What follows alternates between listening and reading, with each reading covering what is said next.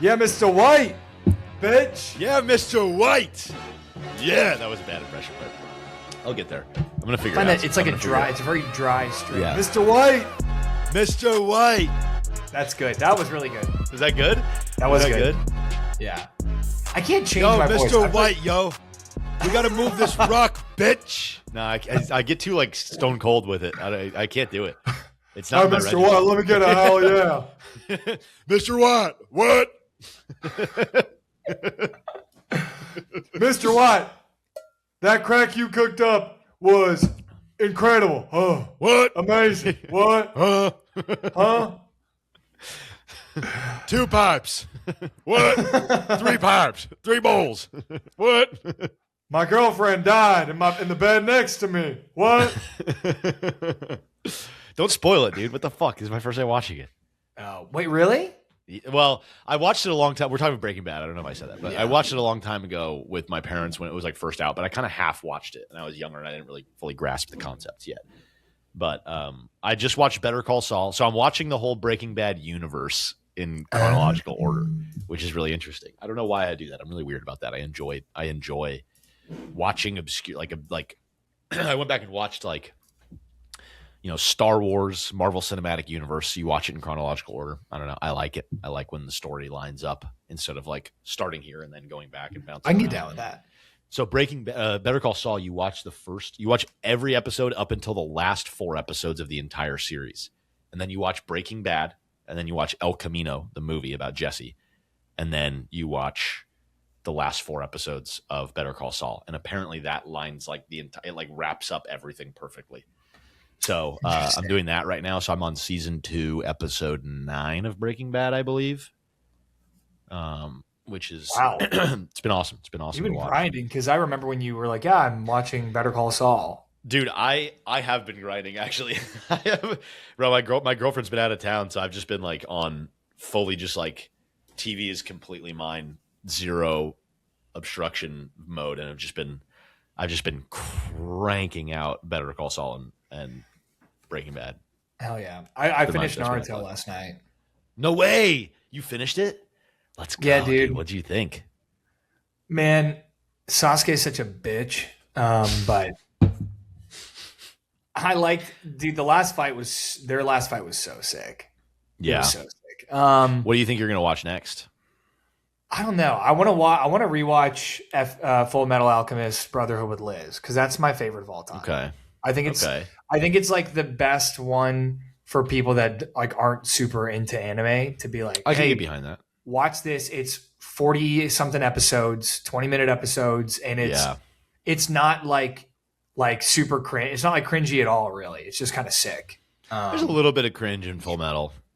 There's maybe a little bit of like the cringe anime trope stuff in there. Well, honestly, like if Alphonse didn't sound like a little boy in a giant suit of armor, it would be way less cringe. Yeah, like, true. Brother. Hey, brother. Yeah. Sketch. Have you seen Hunter x Hunter? Suit of armor. No, I haven't. But that's another like really long one, isn't it? Bro. I mean, kind of, yeah. But if you like Naruto, that was what I did. I did Naruto and then Hunter. Bro, Hunter. Maybe I'll try it. Awesome. Also, I'm just gonna sit here and I'm not gonna sit here and list all of my favorite animes, but My Hero Academia. I've tried to get back into it a few times, and every time I'm just like, this, bro. Like, this is. I just. It's really cringe. So peak. It's so peak. It's so peak. It's so good, dude. You have to get through it. I'll get through Brotherhood if you get through My Hero. You haven't finished Brotherhood? You haven't watched Brotherhood? No, I got like a couple episodes. I got like 10 episodes in, and I was like, I don't know if I can do this one. That's what I'm saying. See. So if you trust me that My Hero will be good in the end, I'll trust you that Brotherhood will be good in the end. All right, fair. I need to look up a filler guide for My Hero. I don't know if there is any. There's probably like 3 feels like episodes. It. Feels like a lot. There's got to be only a couple. There's got to be only a couple. Well, there's like arcs that like contribute like minimal anything to the plot. Like no, dude, everything matters in the end. Who's like the gentleman criminal guy? You know what I'm talking about? That matters. I was watching that. I'm like this. Like I just don't care. Dude, how can you beat like the craziest bad guy ever, and then internet gentleman gives him a lot of trouble? Internet gentleman. This is what he does. He's a gentleman. He posts his crimes on the internet, and he's like a viral sensation. He's internet gentleman. Dude, you just gotta watch. Internet gentleman. Shout out internet gentleman. You gotta watch, man. You gotta see. You gotta see why it matters and where it goes. I'm telling you, it's so peak. And then, if you're looking, dude, wait. If you're looking for a short anime that you can Vinland get through, Saga? Yes. Yeah. No, I was planning. I had that one on my short list because I've had a lot of people tell me that Vinland Saga is awesome. It's so fucking good. It's a lot of Christian themes in there. Good. Yeah. Love your enemy. There is. Yeah. Sure. If you want to, if you kind of have like psychosis and you live in a world where like anything good is sort of Christian, then yeah, it's like super Christian. So, point of view, you live in the modern world and have no idea how history was in our morals and laws were shaped. Right. Yeah. True. You're a big Hammurabi Code guy, aren't you? That's a throwback. Eye for an eye. Yeah. Any Hammurabi's Hammurabi Code guy, sound off in the comments. Sound off, dude. Hammurabi Code. I love telling people to sound off in the comments. Do you have something that rips? I do have something that rips. I have been getting really, really into just one like 7-second video. And when I say getting really into it, I mean it's been like a vocal stem for the past few days, and it's a hip hop like Latino R&B inclusive like musical, like rock opera type musical about Anne Frank, and it's called Slam Frank, and it's very like modernized, meaning that there's like, you know, it's a Holocaust musical, but it's about Black people and being gay. And right. As a white Christian man, I think that's really important that those voices get heard.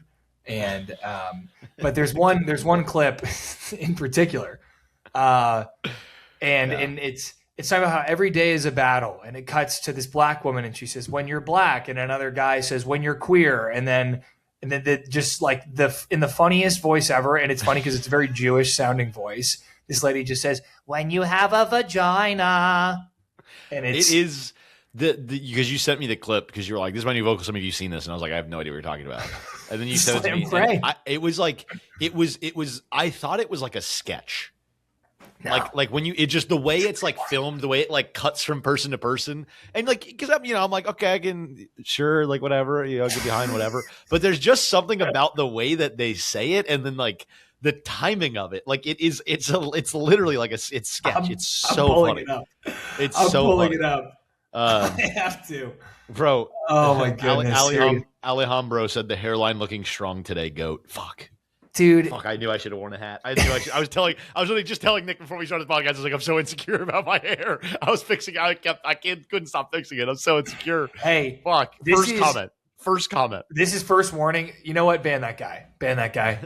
Who is it? Jarvis banned this guy. Jarvis banned him. Jarvis banned Alejandro. Can we start asking Jarvis to do stuff for us?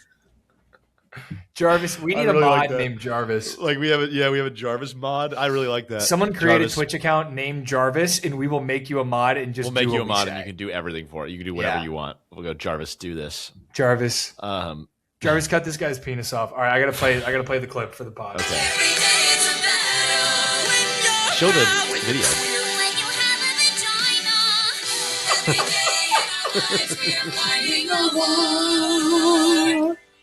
Slam Frank, dude. Also, Slam Frank is crazy. Slam Frank goes hard, bro. Slam Frank goes so hard. Every day is a battle when you're black, when you're queer, when you have a vagina. It's great. We should make that the intro song to our podcast. If I can find the full song online, I will make it our podcast intro. No, we can't do that. That's a terrible idea. I was kidding. We can't. Yeah, all our sponsors are going to drop. Yeah, or we're just never going to get any to begin with. Well, we were going to offer you $2 million plug me undies once a week. But we heard your Slam Frank segment. Yeah, right. And we're gonna have to cut it. I don't think this is a good match. Right. Yeah. Okay. Slim Dookie is my goat. Said week 2 of checking in and immediately hearing genital talk. Keep it up, guys. Yeah. He also said first thing I hear when I join is talking about the Holocaust, black people, vaginas, and gay people. I joined right on time. This is my kind of podcast. Obviously. Also, I want it to be known that I had a very detailed dream about Dookie and I surviving an apocalypse together. Very romantic. Let's go. That's awesome, dude. What kind of apocalypse was it? What are we talking about? Yeah, I mean, at least we know that for this guy, Slam Frank taught us that every day is a battle. True. So true. When you're queer. And queer, dude, black. The LGBTQ community taking back queer is like, I think they thought it would have like an N-word effect, but I think it's the opposite. Because every time I hear someone say like, I'm queer, I'm like, dude, you're just like shooting yourself in the foot here. That word to me is still like, no matter what context it's used in, it just sounds derogatory. Oh, I see what you're saying. Like, you can't get around to the idea of like that sounding like a reclaimed, like positive thing. It's like, oh, that still sounds like an insult. It is like just one of those words. Like it has the like ring of an insult. You know, like sometimes like someone will like invent a word that like sounds like a slur, but it's not. Like it's not a word that exists, but you're like, whoa, that sounds slurish. We need to get a bleeper. So in that moment, so I can just say, oh, like, boop. Yeah. Like, oh, that's actually just a slur. But no, it does sort of have that type of like, it rings like a slur no matter how you use it. Yeah. Hey, I'm rooting for him. Yeah. Maybe they'll get it. Totally. No, yeah. It might take another generation or so. You're just talking in a vacuum about like the sound of the word itself sounds slurry. 1,000%. Yeah. I hear you. Yeah. Prem said Argentina or England. I simply cannot root against my goat or bet against my goat, so I have to go Argentina.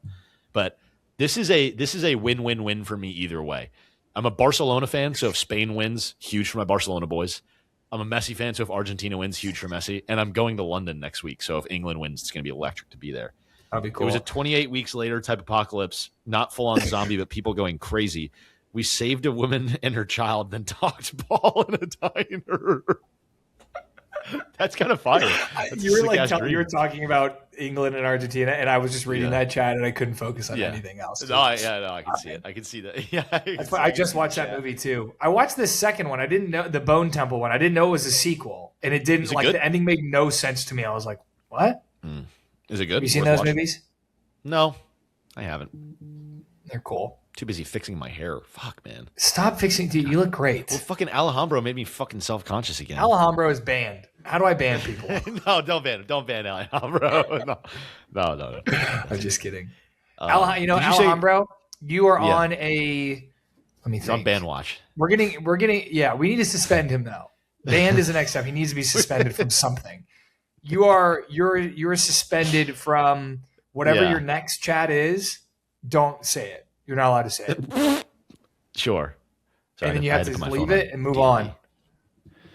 Other than maybe acknowledging that your suspension, you're allowed to send that. And then it's Scout's honor. So I'm going to assume that the next one you do send after acknowledging your suspension is you skipped one. The one that was, right. Yeah. So Alejandro, really nothing happened at all. You can just continue. I hate to slam the gavel like that, but you know. You got to do what you got to do. We hate to bring down the hammer here at the long and the short. You guys know we hate to punish you. You know. Do you have a thing that rips? Honestly, Breaking Bad. Daddy hates to punish kitten. You know, Daddy hates to punish kitten. I want you to be mine again, baby. I want you to be mine. You know, Daddy hates to punish kitten. You know that, right? Say you know that. I like that bit gets you every time. That's a pretty guaranteed. That's a layup. Pretty guaranteed chuckle out of you for me when I hit that. I think it's very funny. Just, I want you to be mine again, baby. I gotta figure out like other song lyrics that work in that same way, so I can start hitting with some fresh ones. I mean, that's 1-1. I don't know if it gets better than that. Yeah, it's gonna be hard to beat. Yeah. Well, no, I guess like like those blurred lines. I know you want it. I know you want. No, baby, get hurt.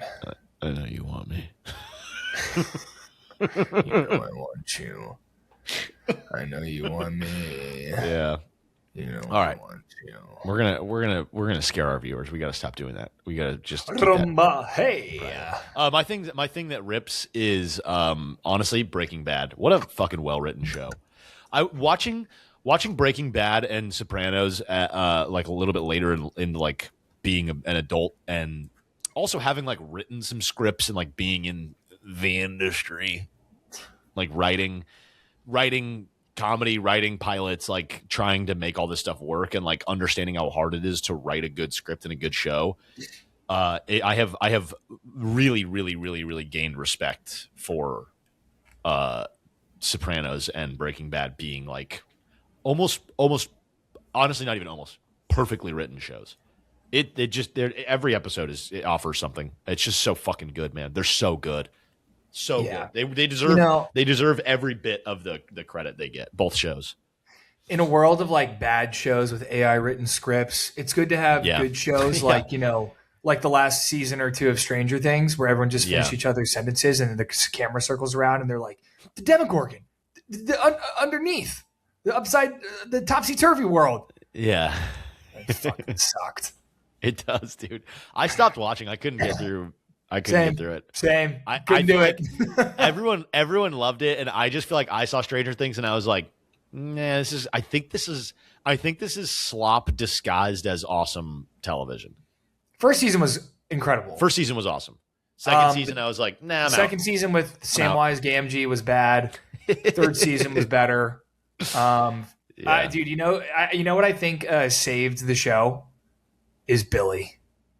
I don't even know who that is. Billy was the guy in the white in like the beater, and he had a perm, and he would smoke cigarettes and curl like bars in his garage, and he just hit on like all the moms that he was a lifeguard. It was awesome. But also just like the most written trope of guy ever. Yeah, but it's like an 80s show, and it had all been very like innocent nerds, like like weird analog tech and stuff, and then it's like sex, drugs, rock and roll. Billy. Yeah, I guess. Oh, that was cool. I'm gonna fucking buzz my head. When you have a vagina. Let's not talk about sports. Don't buzz your head. I'm gonna shave it off, dude. I'm fucking sick. Dude, I'm sick of having hair. Promise me that if you do get to a point where you're like, I think I'm gonna shave it, you should go skull it. Grow it out long in the back and do skull it. You know who just did that is Fitzgerald Checksworth. I saw that. Rips. I think he already cut it off. I wish he wouldn't have. He was working it, dude. It was so him. It like made so much sense. When I saw that, he did that brand deal with the running company, and I was like, good on whatever like shoe brand that is, because this is like a fantastic ad of just like, not everyone is like that. I run because I want to be like a CEO one day, and it's discipline. It's like some people just run so they can like have dessert, and that was the whole thing. It's like, I run. It's like, what? Like, what's your why? Like, I run because I want to eat cookies at night. It's like, that's awesome. Yeah. That's why I play basketball. I mean, I like basketball too, but like, I hate cardio. I'd rather play basketball and have my body hurt and like be able to not have to be super careful about what I eat. Talk about like the opposite of things that rip, things that fucking blow. I don't know what the getting fat, things that blow suck. I like things that blow. Getting fat does suck, yes, but worse than that is just running. Just running with no objective. I don't get people that can't do it. I can't do it. I understand people like it, and there's people who are like addicted to it because of the dopamine, whatever. Endorphins. I get it. I get that you like it. Cool. I'm happy for you. I'm not telling you to stop running, but holy fuck, do I hate it. It sucks so bad, dude. It's the most boring thing in the world. I cannot wrap my mind around having fun with it. I have to have like a ball or objective of some kind involved. Even like lifting, like sure, it's not the cardio that running is, but lifting, like if you're, just need to take a second, you can just take a second. Yeah. And just take a longer break between your next set. And just sit and look at your phone or look around or walk a lap around the gym real quick and then get back into it and just go at your own pace. But running's just like you start and it's like, all right, well, I guess I'm doing this for the next 20 minutes. Yeah. Hoogie said, "Take an edible and put on scary noises while you run." That's pretty funny. I need like directional headphones, like Turtle. I'm gonna run with like Turtle Beaches and put on find a noise of someone breathing heavy like behind me, so it sounds like they're behind me. Yeah.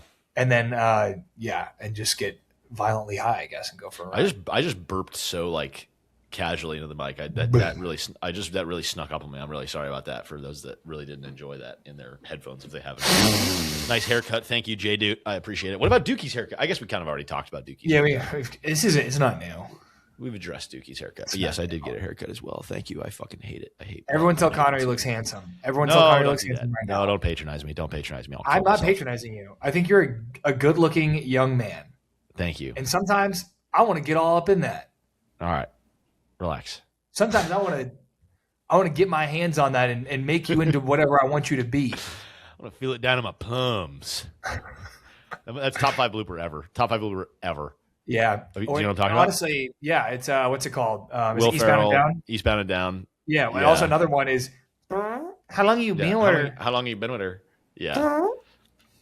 How long you been with her? Fantastic. Good stuff. Well, hey, let's talk some sports, man. Let's get into some sports.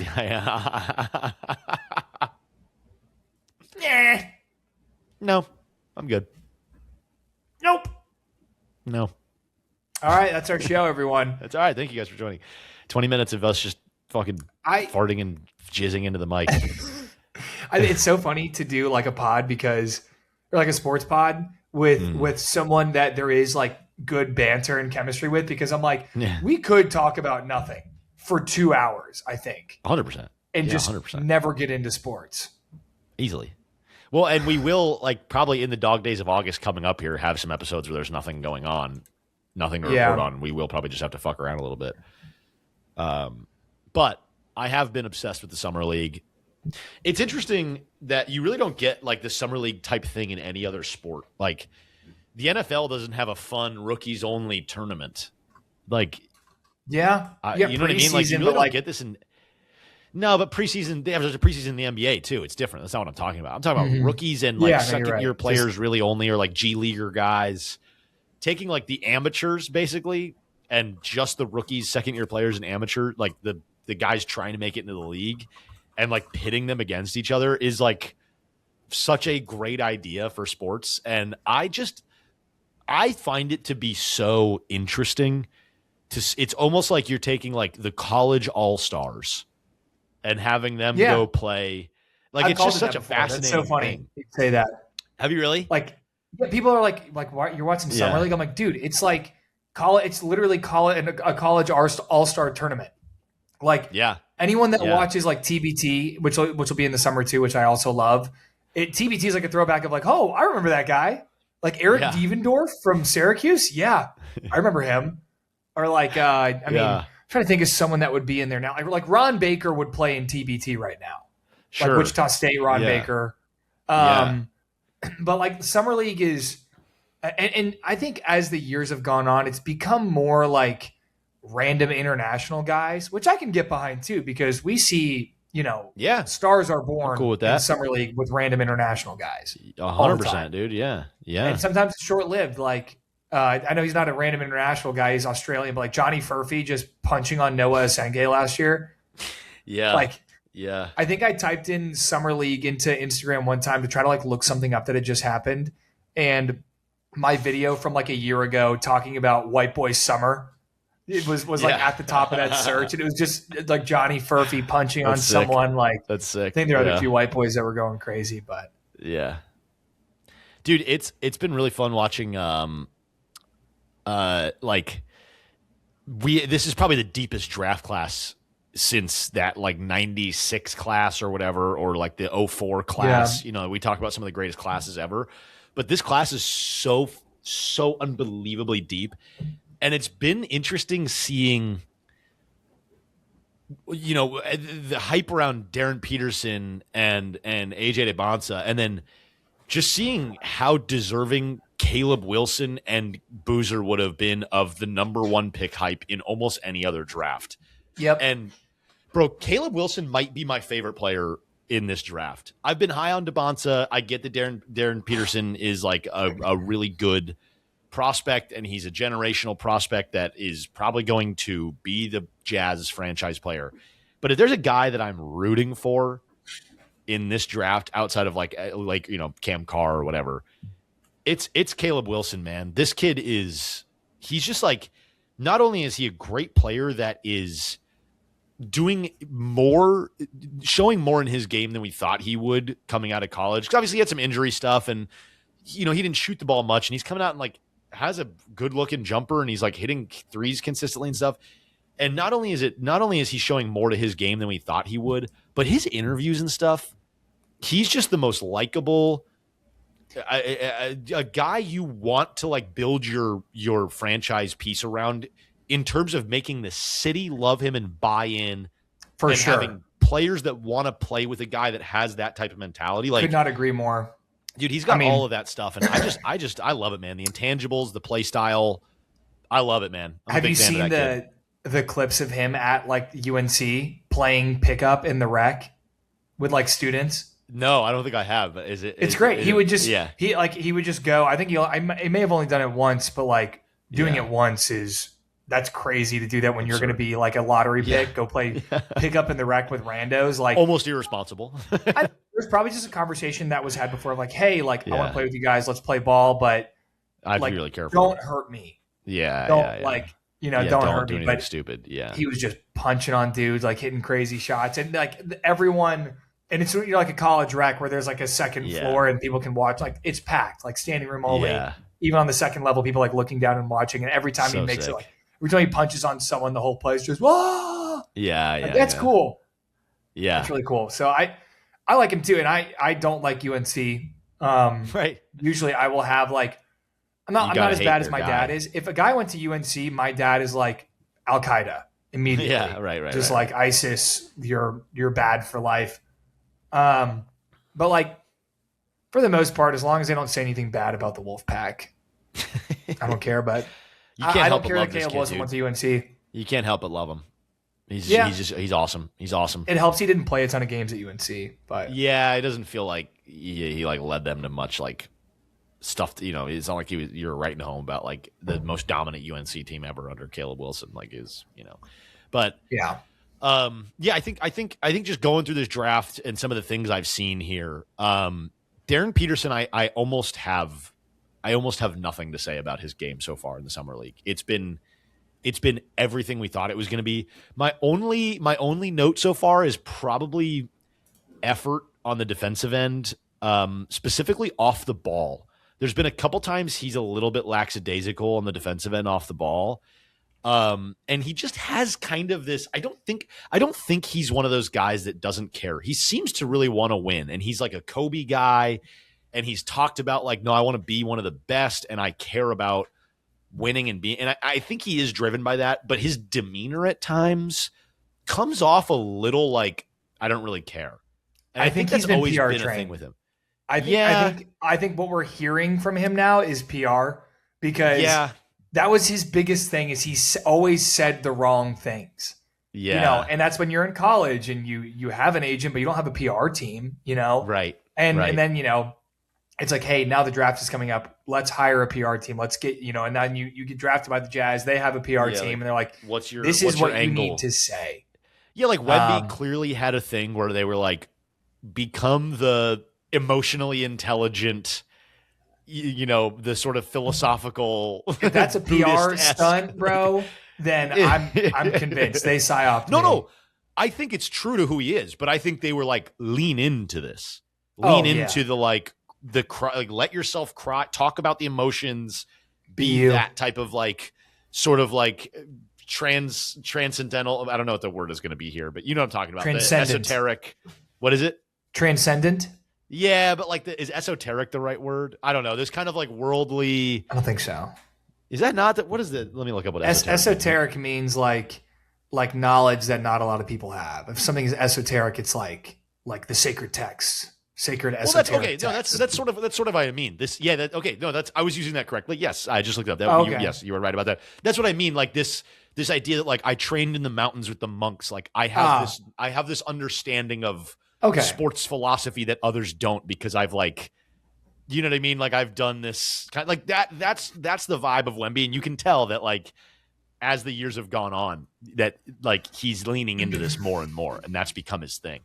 So like, yeah, I think Darren Peterson has this like, hey, go, because people have already kind of compared you to Kobe and like in the way you move, and he's got like the Jordan armband on. I think people are like, hey, go try to like take that label from Anthony Edwards almost, because that's kind of who has that right now. But it's going to be interesting to see where that goes. But my only knock with him is there are times where he just feels a little bit apathetic to the game, unless he's like got the ball in his hands, if that makes sense. Yeah, when he has the ball in his hands, it's fireworks every time. He's the most complete guard we have ever seen come into the league.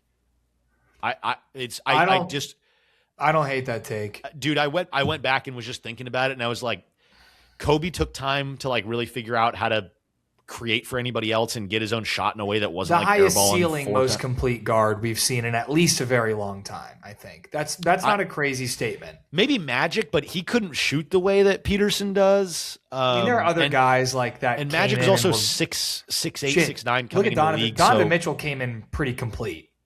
Granted, he struggled to shoot the three ball. Yes, but he didn't. Yeah, that's what I mean. Didn't complete. But I guess if you want to say, to that point, Donovan Mitchell not being able to shoot the three ball, Darren Peterson not really being as much of a plus defensively as Donovan Mitchell was when he came into the league. So, yeah, there's a couple guys that were like close, but I don't know, man. I don't know. Luka maybe, numbers. but Luka still had to like figure out how to get his shot off a little bit, and also wasn't great defensively. His but thing was confidence. That's probably the next closest one is Luka. Yeah, I would say Luka, Donovan Mitchell, Kobe, Peterson. But Dame came in ready too, bro. Dame was ready to score, but again, when we're talking complete, like, I don't know if Dame had this bag right away. Obviously, he was close, bro. And I think close. Yes. I think what it comes down to is like, dude, when you're a shooter like John these guys Wall. are, like John Wall came in, he never even developed a 3-point shot, but we're talking about complete guys. I don't know. I thought Dame came in really ready, but when you're a shooter and you like go to the next level and the range doesn't bother you and you're just like, you're fine, and everything can be predicated off like, we have to sprint at this guy or else he's going to like just shoot it, then everything else kind of becomes that much easier for you. Like when if you're an athletic guard, you're like, even just like averagely for an NBA like player, like an average NBA athletic guard, but you're knocked down right away. Like, yeah, everything's going to open up for you. Just like guys are running at you. Okay, now I can take this space here and I have time to process because, you know, I see everything still in front of me and I can still get to my spots. I can find guys. And, you know, like say I make the wrong decision, it doesn't matter. I'm going to get the same opportunity next time down the floor if they go under the screen again, because I'm like, not, I'll just shoot it. So right. No, but I like Darren. I see what you're saying. Yeah, I just think in terms of like a 3-level scoring in ways that feel at a level that like if an NBA guy who'd been in the league for 4 years was scoring this way, I would be impressed. You know what I mean? Yeah. But you know, Summer League lies sometimes. No, I hear you. Totally. And I'm not like, I like overreacting to Summer League because I do think it's the best barometer that we have to test how guys are going to look at the next level after they've played in college. And, you know, people are like, all right, like, calm down, buddy. It's Summer League, bro. It's just Summer League. We've seen guys be, I'm like, yeah, but how often are like guys that are going to be very good, how often do they look like awful in Summer League? Yeah. Not super often. Right. You know? Being this good in Summer League does mean something. It doesn't mean everything because we've seen guys be good and then be bad when they get to the league. But we've never seen a guy be bad and then get really good in the league. Moving on. Well, AJ DeBonsa. Sorry, I was trying to go in draft order. I forgot AJ DeBonsa went number 1. DeBonsa looks great. A little more like foul baiting than I was expecting. He did the same shit all year at BYU, bro. That's like people that didn't watch him at all. Watching him, like, I mean, he's a freak athlete, so he jumps violently and he's kind of flaily. He's just got a little flail in his game. That's what I mean. He's a little more flaily than I think I thought he was going to be by now. which that'll develop over time. And I think the tools are all there for him. The jumper will definitely need to come along a little bit. And then I think the biggest thing for me, because those two things, being a little flaily and like the jumper not falling right away, those two things they'll come with time with him. Like he's going to develop that. The one thing I want to see him figure out here, and I don't know if you've seen this too, there's a couple times where he blows by somebody because he's so like, for his size, he's so good with the ball and his first step is really solid. And there's a couple times where he blows by somebody and he's getting to the rim and you just know, look, he's been 6'9" and athletic his whole kind of college career, the last couple of years here. It's been a lot easier for him to just kind of rise up and score easy layups or like little kind of mid-range float, even dunks, like whatever. All the scoring around the bucket has come a lot easier for him because of the smaller, competition. When he gets to the league, I would like to see him facilitate a little more when he blows by people. I think he's a guy that could average more assists than you'd think if he sort of developed the ability to do a dump off kind of quick bounce pass to a big when the help comes, or the swing to a cutter when the cutter kind of backdoors a helper. That's something that I've caught on as I've watched a lot of his summer league so far. There's one too many times I've said the right play there was actually passing, and it was actually the dump off pass to the open big and not drawing the foul.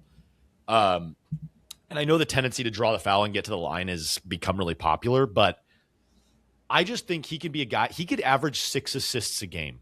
I really think he could be that. I think that'll come. 4 of them could come off of just the help has to come because he blows by people and he's too big. You have to go rise up and commit hard to him at the bucket. I think that he's going to be a guy that could just get a ton of easy looks for bigs and cutters. And I would like to see him lean into that a little more and be a little more of a willing passer. I hear what you're saying, and I do think he has that in his game. I just think like at BYU, what is he going to drop it off to their 6'9" white big who might get blocked at the rim? Just talking like, so that's the tendency. Him, for sure. And I get what you're saying, but I do think the kind of order of operations with NBA teams is like, hey, like get to a point and, it's not like never pass until you reach this point. That's not what I'm saying, but sure, get to a point where they can't stop you.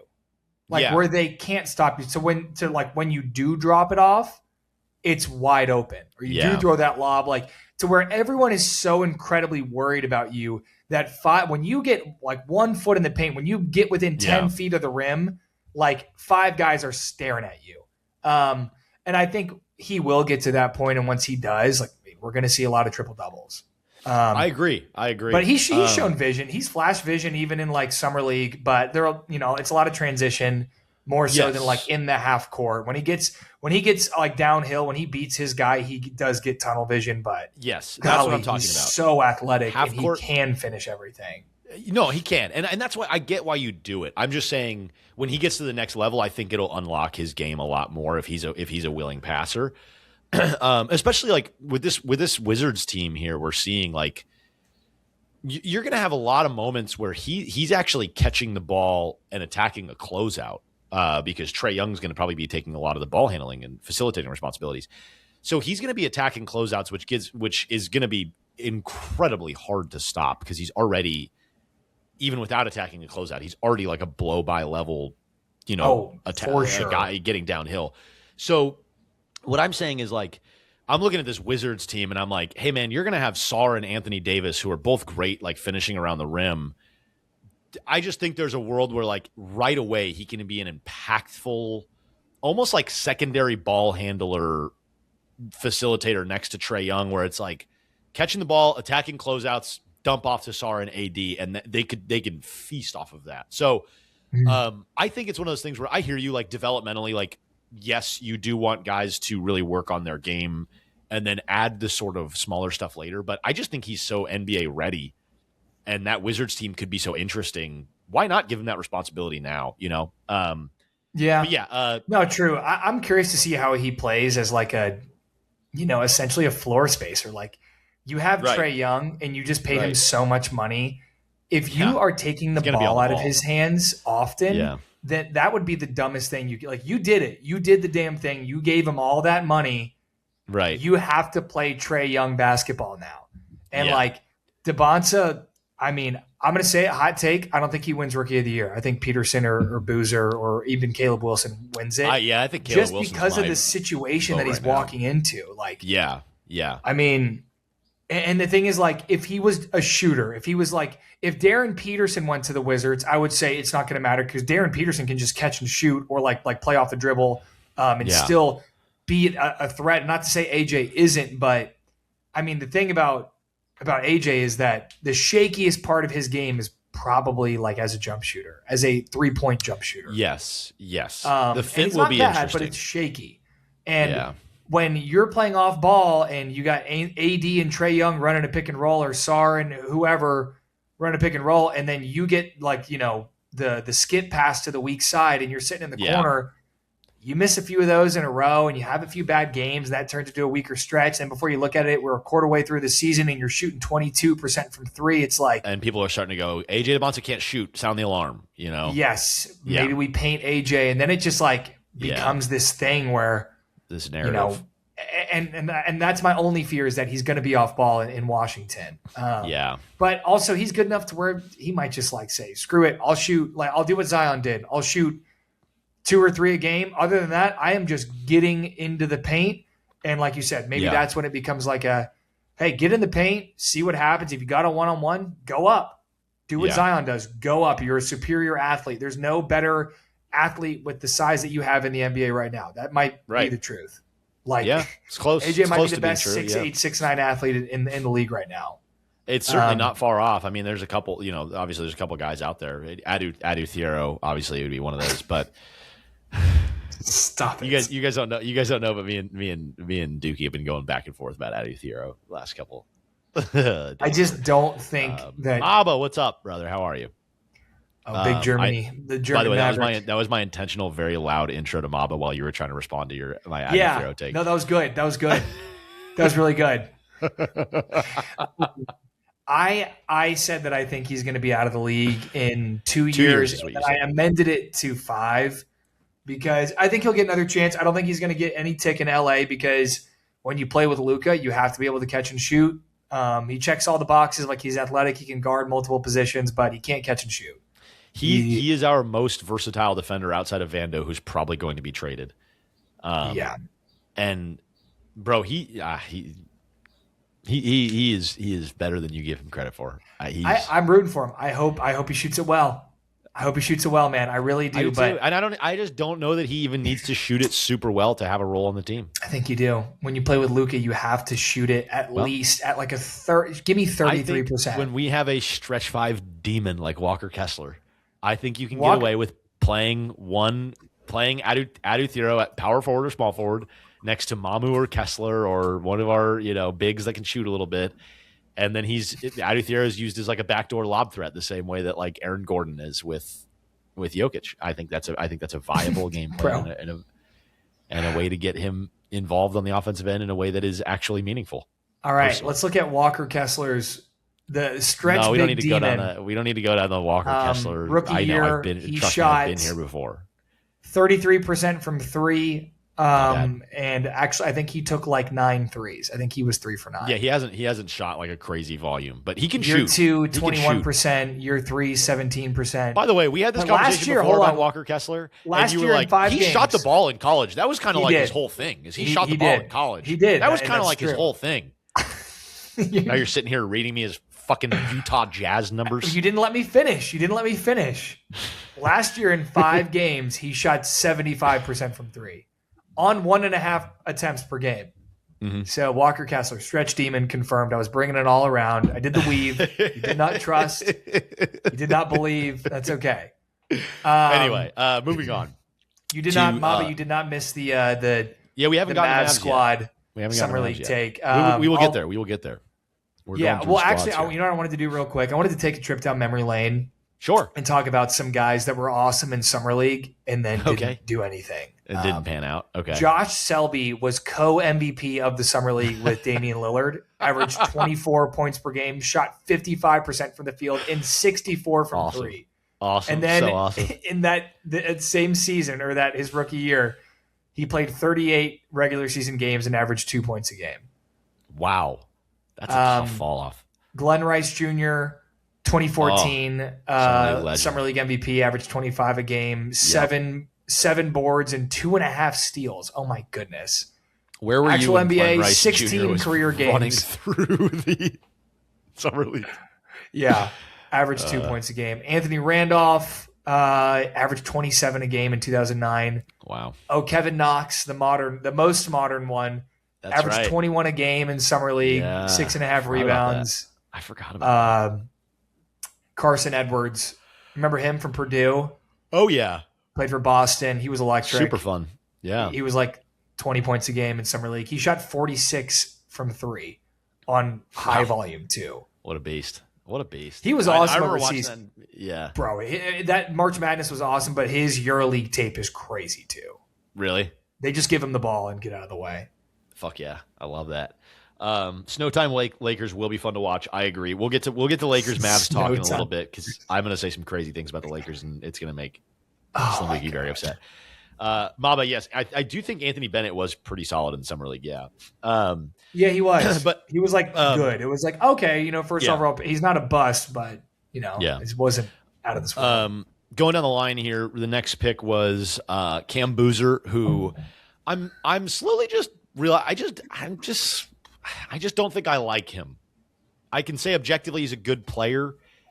I just don't know that I like this guy. It was that I don't one like the interview. Way, I don't like the way he moves. No, but I'm just saying, like, he's on my. I might be rooting against this guy despite him being good. Take. I'm a Boozer guy. I like him. I think he's a good player. Don't get me wrong. I'm not going to sit here and I'm not here to debate statistics. And he's a you very just useful don't like player him as a person. I'm just saying I just don't know if I'm going to root for him. I just don't know if I like him. My jury's out on him. I saw that interview and I was like, yeah, he was kind of like a little bit of a dick, but weird. Also, he has been interviewed before, at halftime, and after halftime of every single game. Which, like, that they don't even do that to guys in the NBA. Job. Yes, they do. NBA, it's not even like that to that. You're getting paid millions of dollars. Smile and go, I'm happy to be here. That's all you have to fucking do. It's not hard. It's not hard. All I'm saying is I could understand a little bit of empathy. And also they were saying like, oh, like, how are you adjusting to the NBA 3? He was like 1 for 7 at half. So from 3. So yeah, that's a reasonable question to ask when you're 1 for 7 at halftime. I don't think that he would get asked that question in an NBA game. When you're like, hey, you're shooting like shit. You're struggling? Because it's not an NBA game. He's in a summer league game transitioning from college to the summer league. It makes complete sense to ask that question honestly, in that context. It didn't bother me all that much. To me, I'm just like, dude, you just got to the league and you're already like big dicking a reporter. Get over yourself. I don't know. I don't like it. I don't like guys that are too big for their britches right away. I think you have to earn the respect of being able to kind of like fuck off a reporter a little bit. Yeah, to fuck a reporter? Fuck off a reporter. Oh, how does that work? When you say like fuck someone off, it means like tell like I don't care about your. Yeah, I know. I just wanted to. Oh, okay. Well, I was hoping you would like lean into a bit of like, what does it mean to fuck somebody off? I don't do bits, dude. You're right. I should have known. Anyways, I'm not here to do bits, dude. I'm here to give my fucking take on the 3rd pick in the NBA draft after summer league and get the fuck out of here and end this stupid recording. Other picks. Next, what? Oh, go ahead. Are you just going down the line? I was just going to kind of go down the line. It'll speed up as we kind of get through the lottery here. But yeah, I was going to say Caleb Wilson. We've already kind of talked about him. Big fan of his game, fan of him as a player. Bulls got one. I'm looking forward to this Bulls team, dude. Remember we talked about this. They were like the fun team for the beginning stretch of the season last year before they sucked, right? They were. They started off 6-0. But they have only gotten better.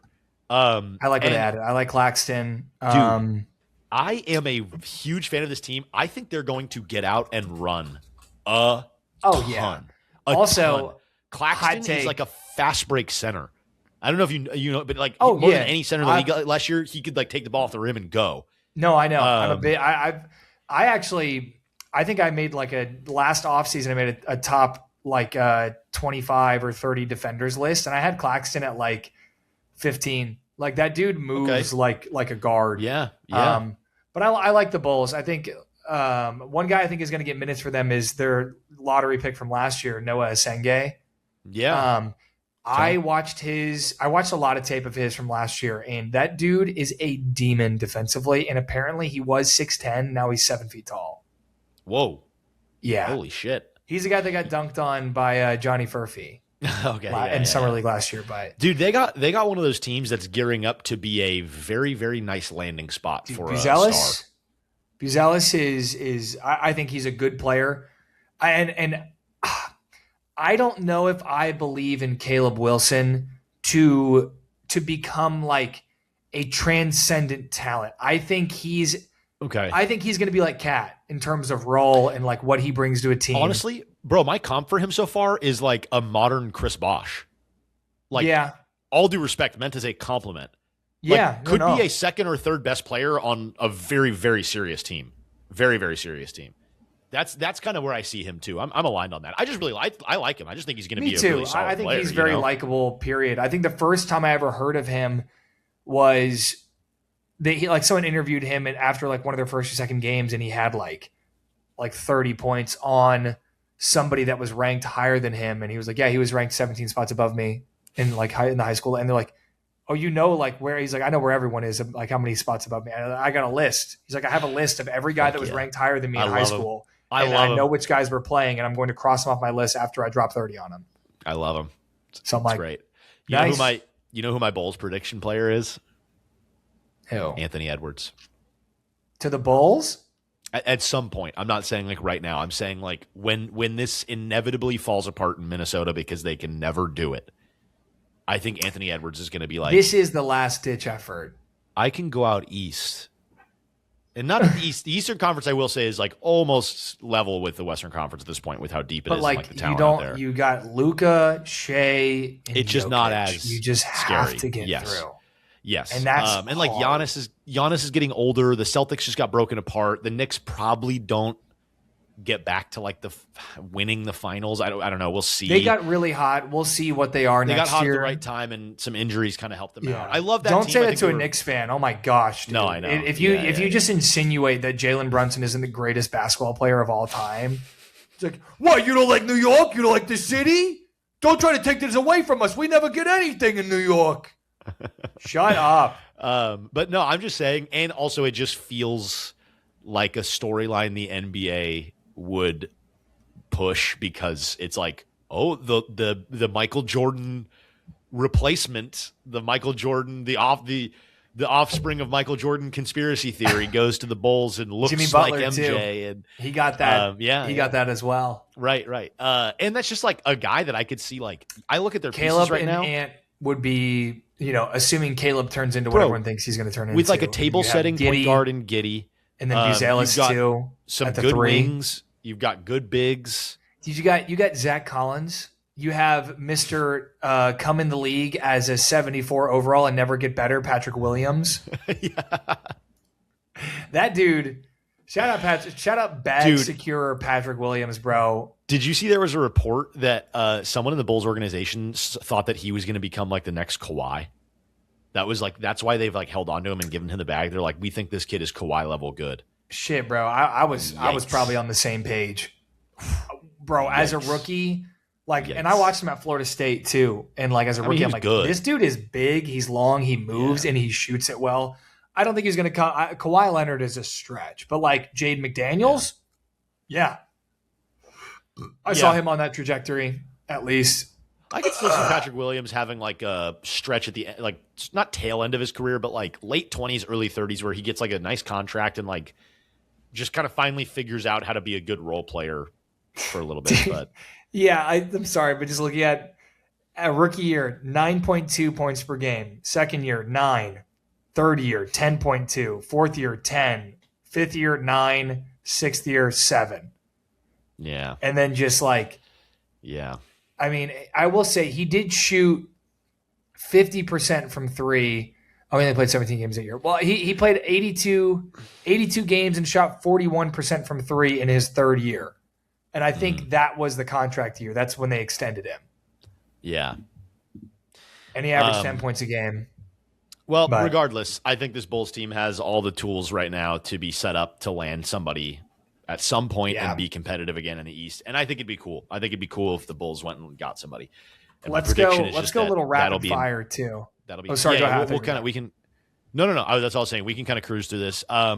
Keaton Wagler might be the worst top 5 pick in this. I mean, he's the worst top 5 pick in this draft. Obviously, he was not worthy of that 5 spot. I kind of said that. I was talking to my Clippers buddy. I watched some Wagler tape, and I was like, this kid is not going to be able to get his own shot off at the next level. He's not going to shoot off the dribble, but he's going to play next to Garland. He might come off the bench. Yeah, but even then, like for the 5th pick, your ceiling being like you can be like a spot up shooter is just with the talent of this draft. He's big. Yikes. I think he's gonna grow into his body a little bit more. He's still really young. He's just a little like slow and flat footed and like doesn't have any explosiveness or any twitch or like, I don't know, man. There's just, and the guys that typically don't have the explosiveness or twitch, they usually are super silky and smooth and can handle the rock well enough to make up for that and have like a really creative. Wagler's a little herky-jerky for sure. And it just is like, man, he just doesn't have any of that. You know, a lot of people said similar things about Shai Gilgeous-Alexander as a rookie. Sure. That's all I'm going to say. And that was kind of the comps that Wagler was getting. And I was like, dude, he just does not have that level to his game. No, he's like Shai was herky-jerky and slow, but like still hunted his own shot. Wagler doesn't do enough hunting of his own shot. But I think playing next to Garland and then, you know, assuming Kawhi goes back to the Clippers too, he's going to get a lot of open looks. And I think the best thing about having Garland, who's more of a downhill attacking point guard, and like having them both on the floor, like Wagler is more of a like processor, like, you know, and not a table setter in the sense of he's going to draw 2 and dump it off to the right guy, but like he's going to provide pressure, or I guess pressure to by spacing the floor, and then like is a good enough processor to where he can drive and kick or just keep the ball moving and get it to the right place. I think he's going to get a lot of assists without needing to have the ball in his hands a lot. Yeah, Kobe Sanders. I'm not super high on him. No, I'm not either. I'm very low on him. Kobe Sanders and Baba Miller though for the Clippers will be very interesting. Those are good pieces. Oh yeah, those guys. Baba has had a few good games. Baba's nice, bro. He's a good player. Yeah. He's a good player. He's an NBA player. Speaking of NBA players, Michael Brown Jr., bro. I was right. I said he might be the best scorer in the draft. He probably is. He's so tough, bro. It's probably him and Darren Peterson in terms of like deepest bag. Yeah. Oh, for sure. The Clippers really fucked up not taking him. He's playing D too, bro. He came out with a someone said, like, I've been hearing everyone saying like we don't know how he is defensively. He's coming off an injury and he has been guarding. So shout out Michael Brown Jr. He's gonna be fun in Brooklyn. He might get the keys. He probably will. Yeah, sorry, I didn't know if you had something to say. No. The A-Cuff lovers, man. All the Mavs fans who are like, we should have traded up for A-Cuff. I'm like, no, this is what we would have got. And not to say Summer League is like time to write him off, but he just walks around on defense. When that's his guy doesn't have the ball, he just walks around. He has no shot conscience, which is fine. They're probably telling him like, hey, we want you to be aggressive. Like, don't have a conscience, just get him up. But like, dude, when you're taking 30, when you're going 9 for 30, like there's probably a few that you should have passed up. Yeah, it sucks, man, because I was high on him and I talked a lot about him being like a touch. It's been sad to see. It's been sad to see that he is like a low effort guy for like a smaller guard where that's really, you have to be a high effort. You have to be kind of a pit bull on defense and like just disrupt guys' handle and do something to affect the game defensively. And he just doesn't do any of that. And it's just been such a bummer to watch. I was so high on him, but I might be already like out. I might be already just like, I'm not gonna, out after Summer League. Dude, no, because and I'll tell you why, because the problems that he has are problems that are like, you're lazy and walking around in defense in the Summer League. What happens when you're playing at the NBA level? I'm not going to sit here and keep being an A-Cuff guy if you want to come into the league and be like lazy. And I just, I'm not going to keep planting. I want Zach to have a guy. Hey, I want him to be good. I want Zach to have a guy. I hope he's good. I'm just not planting my flag on A-Cuff anymore. I'm pumped the brakes on that. I'm no longer riding that wave. He was awesome in college. I think he's going to be closer to like a Jimmer Fredette type, like legendary college guy. Maybe gets like a microwave off the bench scoring role at some point in his career for like a good team. But I don't think he's like a What do you number one. What do you think Acuff He will be looks closer smaller to? too. He looks smaller He too does out look there than he did. Everyone looks smaller in summer league because you got like 7'2" monsters walking around. Yeah. Okay. Who do you think Darius Acuff will end up closer to? Let me think. Let me think of a good ceiling guy for him. I guess maybe Damian Lillard is like a ceiling for him. Closer to whoever the other guy is. No. Okay. Well, how about Darius Garland or Malik Monk? Malik Monk. Okay. What about? I don't even know if those are like. I'm trying to think of like smaller guard guys like Fredette, fucking Raymond Felton, Chris Duhon. Yeah, I'm trying to think of like smaller guard guys that like were Jordan Farmar. Like I'm trying to think of these guys that are like Gennaro true, just Pargo. like true, just like point guards that like were scoring. You just don't have a ton of like really little point guards that are really good today. That are like scoring, like score first guards too. Yeah. I don't know. I think his ceiling could be Dame. I don't think he's quite the like jump shooter, like just like pure jump shooter that Dame is. I think he's more of like a true 3-level guy that just wants to hunt his own shot everywhere. But I think he could still end up as that. I mean, you got to think, man. How many times have we seen guys who were like, yeah, they'll never change, then before you know, it's like, oh, he changed. Sure. I hope he does. I hope he does, and I'll be back in when he does because I like the kid. But me too. I disappointed. I'm not like out on. I still want to see him play well. He is going to learn from the best in terms of like I'm going to shoot a lot, and sometimes I'll win because I go nuclear. But like I'm just going to kind of walk around on defense. Zach LaVine, there to his true running mate. So we'll see if what wins over apathy or Kingston Flemings has looked like an elite table setter, facilitator. He's looked good defensively. I love his mid-range game. The offense is a little bit like one-dimensional. He might need to expand that a little bit. But look, you're playing with this Hawks team. Like I don't think you need to go out there and be like an incredible 1A scorer. I think they're going to find that in other ways. You have Jalen Johnson. You got he's also not like a 1A scorer. I'm trying to think of like who I guess their scoring guy CJ. Will be, but true. Honestly, I mean, in some sense, Kingston, CJ, Jalen. I guess Nikhil off the bench, or you just bring Kingston off the bench. Yeah, I just think he's going to look better next to a higher gravity piece like CJ or Jalen. Yeah, I agree. We'll let them figure out the rotations. On to the important guys. Morez Johnson Jr. What a great pick. And obviously, look, there's some other great picks behind him. Like Burries is awesome. Lindenborg is awesome. Both of those guys were great. And I know really, really good. Yeah, and I know that those were maybe two options for the Mavs at that pick, but like. Any three of those guys, I think, was like, hey, you got a great pick there. So I don't think it's a bad pick by any means.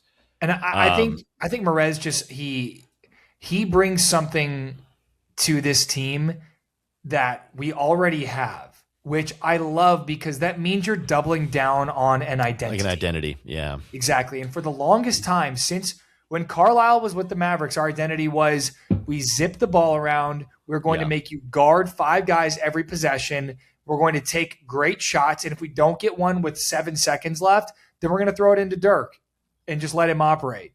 Yeah. And that was awesome. And then when Luka got here and we hired Kidd, and it was just like our identity became, hopefully Luka goes crazy. And there's so many Mavs fans that don't see an issue with that. I'm like, those teams don't win. Like the Knicks had an identity. Yeah. Like the Bucks had an identity when they won in 21, 22 or whatever year it was.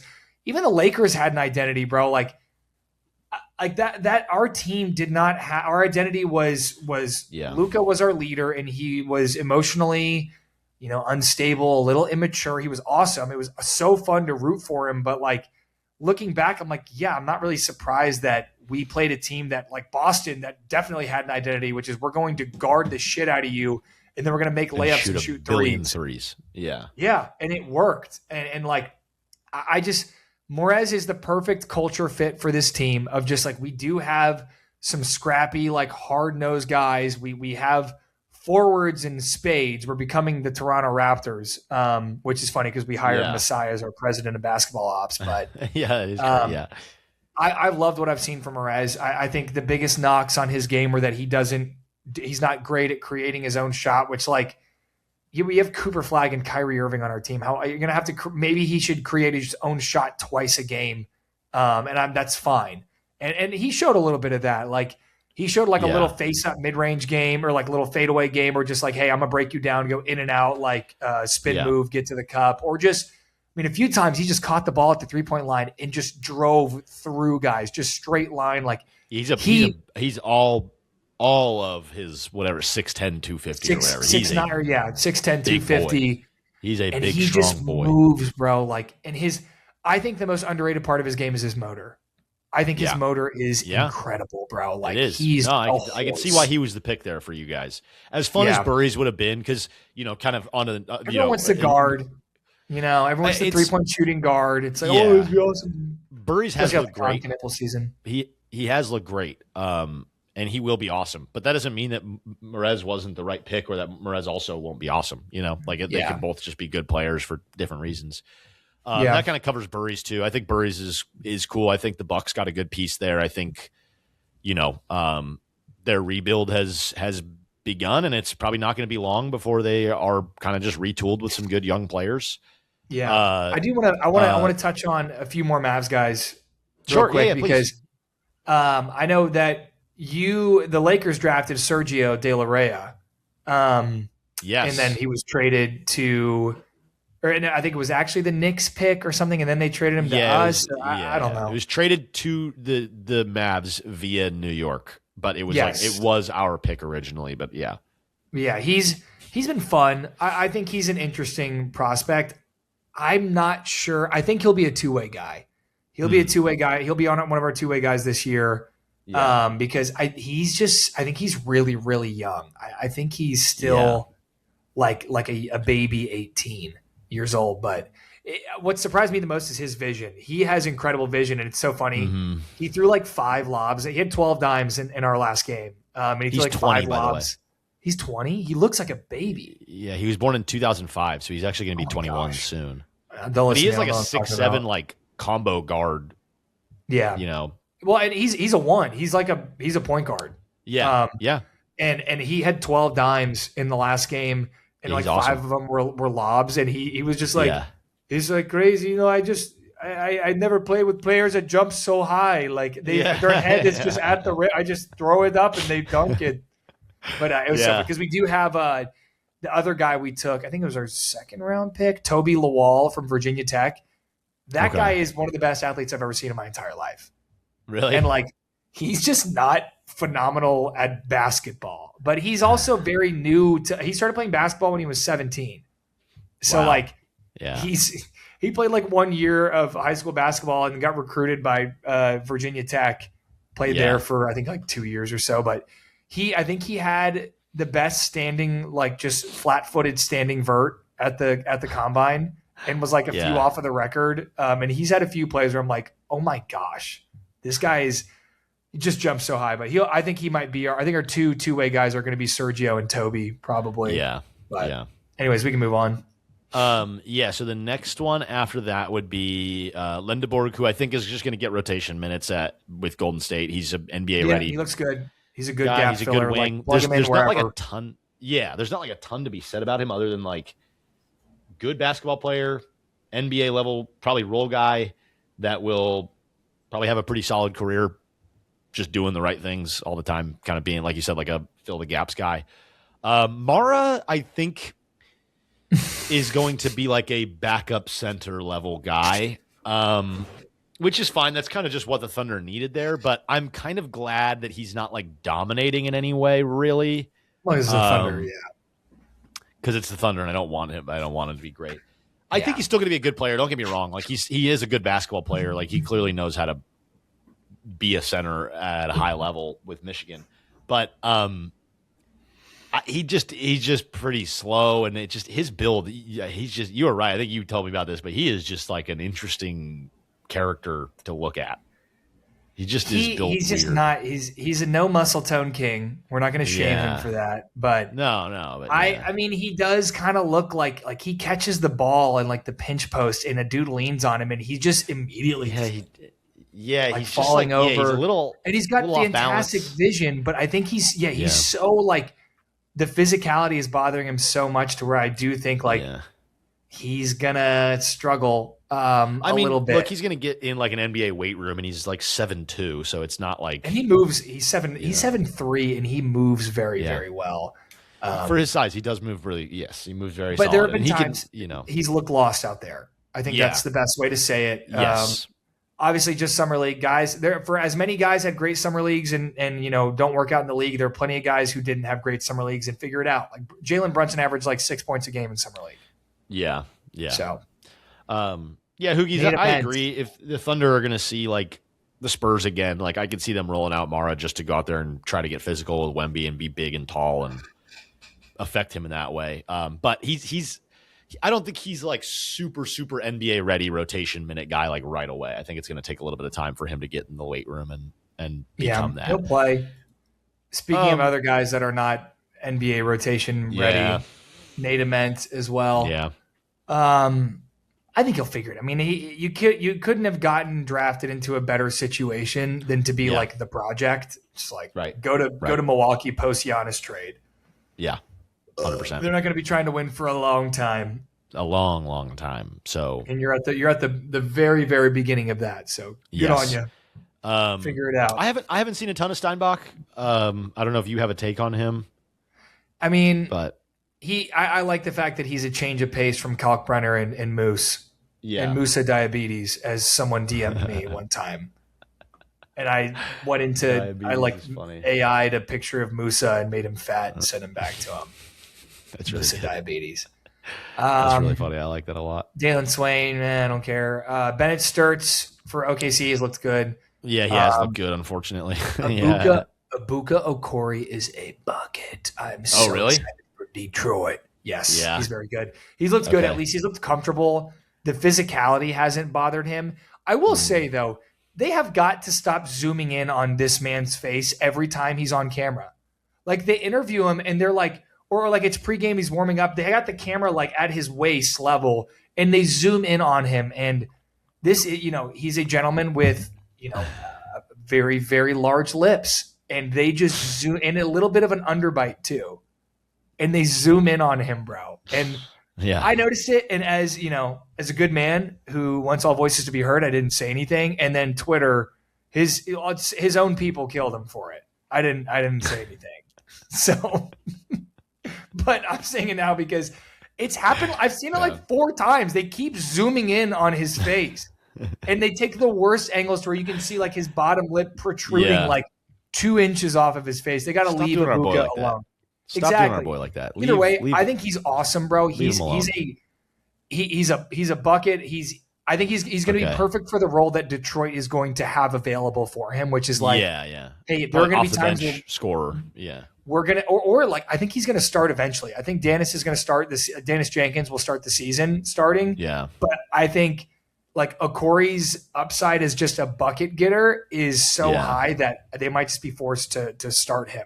And like maybe you play him like less at the beginning and let him come in as Cade is coming out in that first quarter. But yeah, I like him. Yeah, another small guard. Go ahead. Sorry. Yeah. No. I was no. You finish your thought. I was going to move us on. Same. I was going to say Christian Anderson in Charlotte. Yeah, I was going to say. Do you have any takes? I don't have a ton of takes until Phylon here through these next couple guys. I'll go rapid fire. Christian Anderson, tech guard.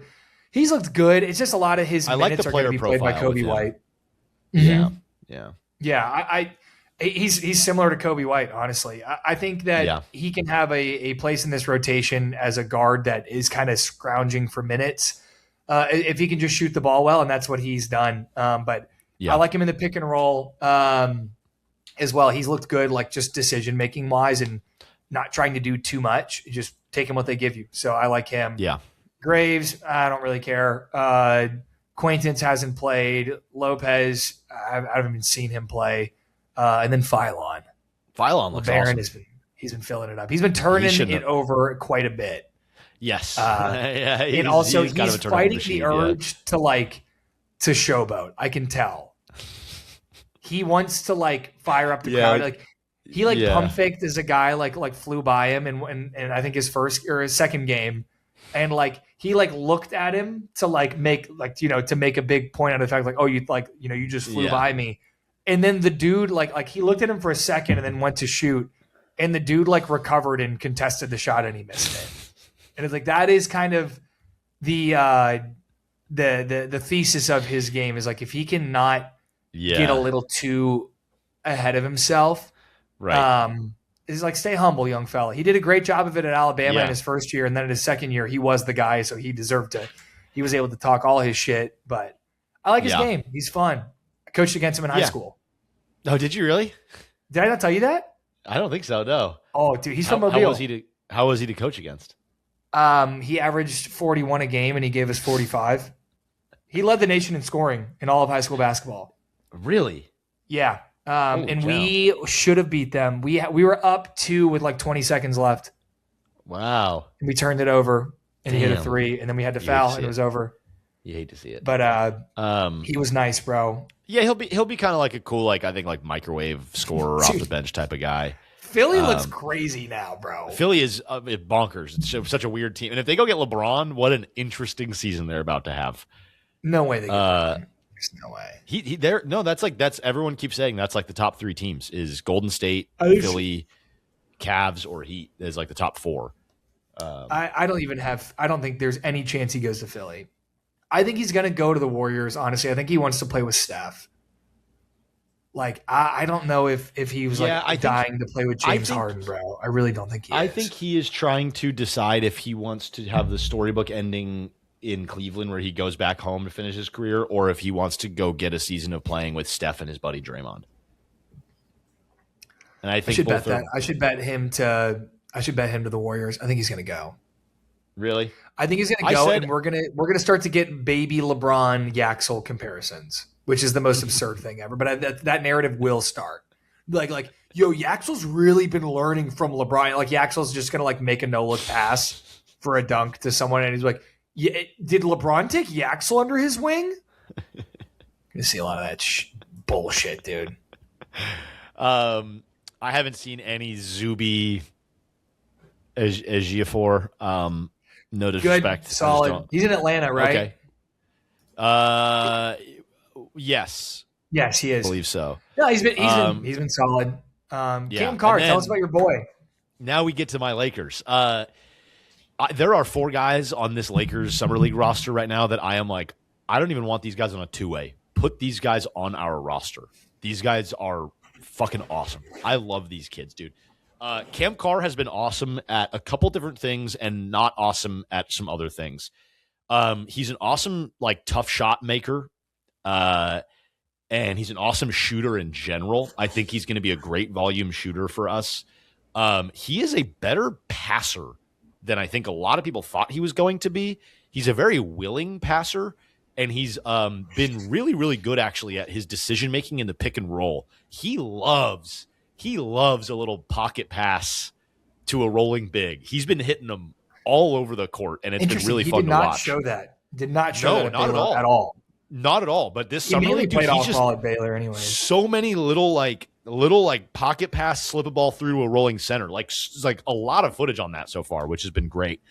And he's been awesome at he loves to go block a shot. I think he's the only player in college basketball, whatever, with over, I forget what the number was. It's over 100 threes and over 40 blocks or something like that. He loves to contest a 3 and try to get a finger on it. And he loves to play helper, sit on the guy in the corner and just kind of watch until somebody doesn't see him. And then just pounce. Yeah. And then just meet somebody at the rim and go up because he's really, really long and really, really bouncy. I think he had the best vertical metrics in the draft. I believe it. I believe so it. And he's 6'5", but his wing, he's got a 6'10" or 6'11" wingspan. His wingspan is crazy. He's 6'5" in shoes. He's very Derek Jones Jr.-esque, his build. He's all legs and just arms. Just a little smaller. All legs and arms. That's a great comparison. Bit smaller. The shooting that that Derek Jones Jr. developed like later in his career, where he just became more of a Yeah. consistent catch and shoot guy. Like Cam Yeah. already has that. He's just a little smaller, but like honestly, Yes.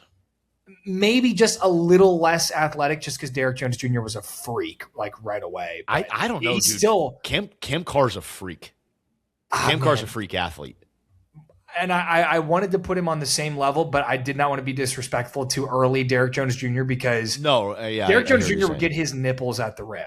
No, he can fly, bro. I'm telling Cam Carr is like that. Actually, Cam Carr is like that level. He is like that. And We'll Cam see. Carr If is he has a dunk better than that one Derek Jones Jr. dunk in Miami, then I'll have to look. do you know what I'm talking about? Yes, I think I don't know. Maybe I That's one of the. It's one of the most absurd dunks I've ever seen in my entire life. I think I know. It's the one where he kind of like throws it at the rim a little Yes. bit, right? Yeah, Yes. I know what you're talking about. Yes. But he's also, I will say, the difference between them, it's not like a 1-to-1 comparison for them. The body type is very similar. The role is probably going to be pretty similar. Cam Carr is a way more complete offensive player than Derek Jones Jr. is. 100%. Not nearly as good of a defender, though. And that's kind of the not awesome stuff is Cam Carr has a tendency to like sit on off-ball guys that are sitting in the corner and just kind of like wait and lurk for stuff, which isn't bad. And I think he will have success with that in the NBA.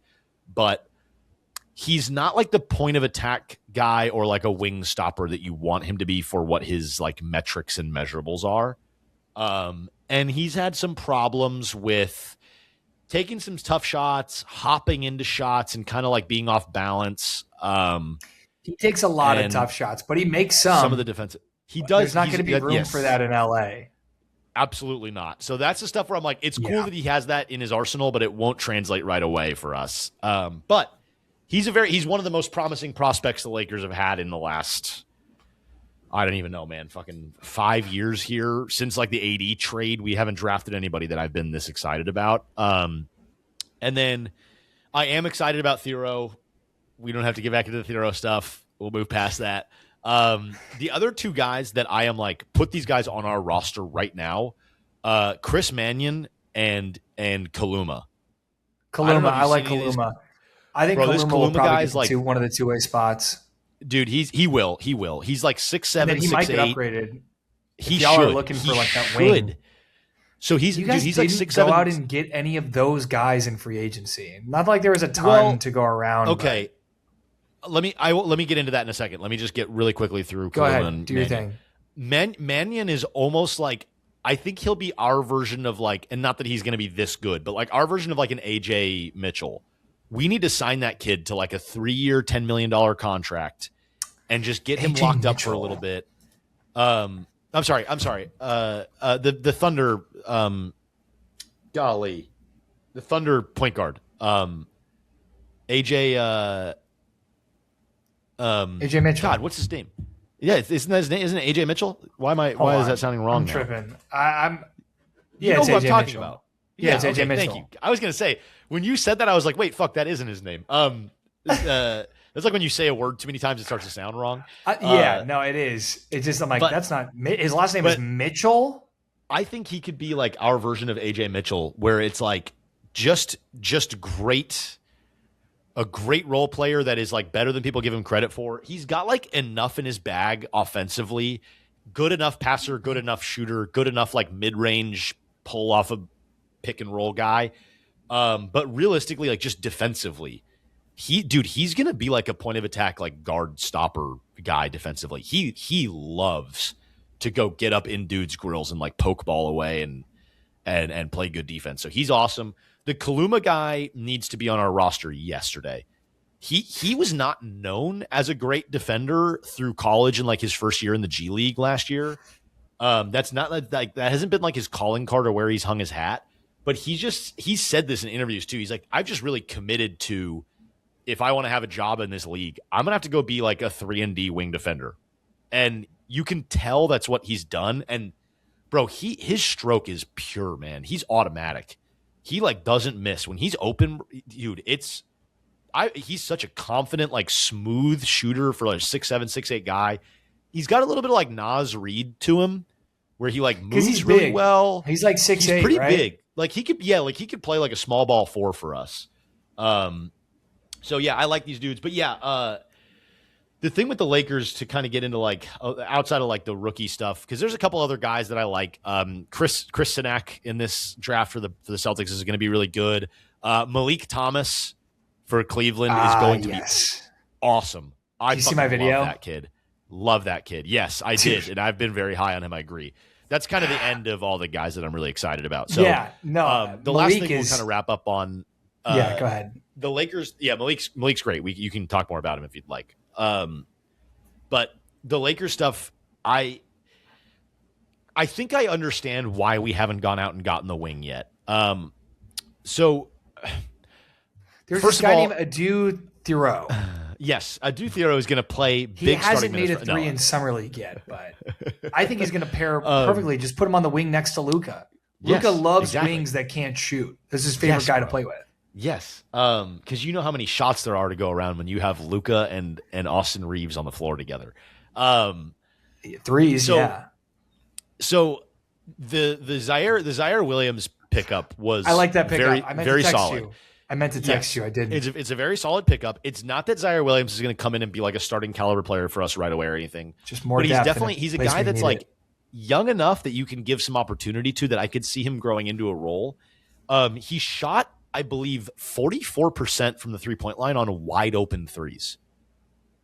Which is like this is like a new metric in the last couple of years where it's like without a player within a certain amount of feet. It's like 4 or more feet is of space before you shoot is considered open. Then like 44% wide open on catch and shoot wide open threes, which is like next to Luka, bro. Like you're gonna get a ton of those looks. He's 6'9", 6'10", I think, 6'8", somewhere around big. there. I don't know like what his. He's had big roles before too. Like in Memphis, he was a big part of that rotation, and then he's just been banished to Brooklyn. I think he had some health issues or something, and then ended up in Brooklyn and still played a lot. And I think getting him for the Min is an awesome like depth pickup for us. Guy that I could see becoming like what Vando is for us, but better. Like I think we're just kind of rolling the dice on like we're gonna have to move Vando to go get a wing, and either Thiero or this Zaire Williams kid will become what Vando is, but better. I think Kaluma could step into a nice wing role for us, honestly, like off the bench or a little bit deeper. Because Carr is a little bit small. He's more a guard than he is a wing at this point. If he can get a little thicker, if he can put on some weight, I could see him being more of a wing for us, but he can't play the 4. You know what I mean? Like he's not one of those wings. But there is go ahead. Oh, I was gonna ask you a question. I was gonna say finish your thought, but I was gonna say 9-man rotation for the Lakers. Go. So there is a trade coming for the Lakers. There's absolutely a trade coming. I think the league is just kind of waiting on LeBron and Kawhi right now. I think that's a big situation developing. They just launched a second investigation for Kawhi too. It's really interesting what's going to happen with all, dude. Yeah. And it's kind of like I don't know, man. Just either punish him or don't. I guess come to a decision at some point. And then LeBron needs to like the fucking whiteboard stuff is so corny, and it's like it's just so clear that he's trying to get 2 more episodes of drama for his docuseries for his final season. Just make a decision, bro. Like I'm just over it. I love LeBron. He's my GOAT. I'm so over this stuff, man. I'm over it. I don't care anymore. Yeah. I get it. You're he is great. The GOAT, but he's also the GOAT of dramatic, making everything about his life like as dramatic as can be. He loves the attention, bro. And it's like, golly, just you're 42, man. You're 42 years old. Grown man. It makes sense when you're 24 years old and you're like, we got to drum up some attention for ourselves. Like last night, I was playing Xbox with my buddies. We're all playing college football, and we were talking about basketball. I think it's like, yeah, dude, he's like 6'7", and my buddy just went like 6'7", and it was just quiet for 2 seconds, and then my other buddy just said, "Dude, you're 30." And it was the funniest thing he could have possibly said, bro. It was. I laughed for like 10 minutes, just at dog, you're 30, man. You're 30. Like you can't be doing funny. that. That's so funny. Pretty good stuff. Underrated move. There's a trade coming here for the Lakers. There is one final piece because we're not even in the first apron yet. We just hit the luxury tax. You have so much space. Yeah. So we still have like 10 to 15 million in just salary cap space, and then we can take on, I think, 7 million or more in like trade return. So dude, you can keep calling me Laker brain if you want. We still are in the Peyton Watson hunt here. Like, it's still not out of the question that we can give Peyton Watson like 25, 26 million. And maybe you're going to laugh at me. 3-team deal. Maybe Kuminga as a cheaper Peyton Watson replacement to Denver makes more sense, because if they give Peyton Watson anything more than like, I think it's like anything more than like 8 or 9 million or whatever, is they puts him into like the craziest tax bill in NBA history. So I don't know. I don't know what the trades are all going to be here, but the Lakers absolutely have one more trade coming. There's just no way they don't land one of Kuminga or Watson.